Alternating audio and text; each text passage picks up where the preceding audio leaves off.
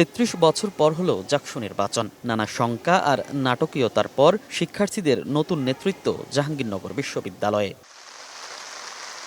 ফল ঘোষণার পরদিন রোববার বৃষ্টিস্নাত ক্যাম্পাসে দুপুরের পর থেকেই দেখা মেলে শিক্ষার্থীদের পদচারণা। নিজেদের ভোটে প্রতিনিধি নির্বাচিত করতে পেরে উচ্ছ্বসিত তারা। প্রত্যাশা, ঐতিহ্য ও সংস্কৃতি ধরে রেখে শিক্ষার্থী বান্ধব ক্যাম্পাস তৈরিতে কাজ করবেন নবনির্বাচিত জাকসু সদস্যরা। আমরা একটা আশা নিয়ে ওনাদের ভোট দিয়েছি। আমাদের ভোটে বেশিরভাগই জয়যুক্ত হয়েছে। আমরা আশা করব ওনারা ওনাদের ইস্তেহারগুলো ঠিকমতো যাতে পালন করে। লেজুর ভিত্তিক রাজনীতি এবং সেই সাথে জাহাঙ্গীরনগরের যে সংস্কৃতিটা রয়েছে সেটা যাতে খুব ভালোভাবে সংরক্ষিত হয়। নবনির্বাচিত জিএস জানান, সব দলমত সঙ্গে নিয়েই কাজ করতে চান তারা।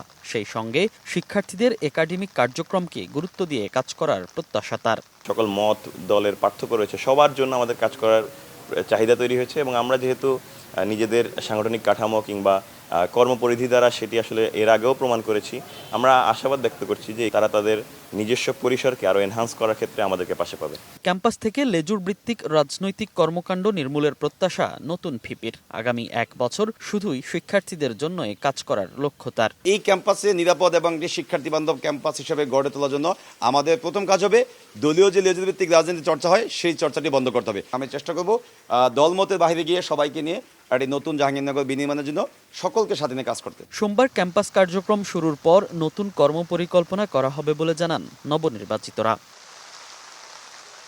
মনির হোসাইন, সময় সংবাদ, ঢাকা।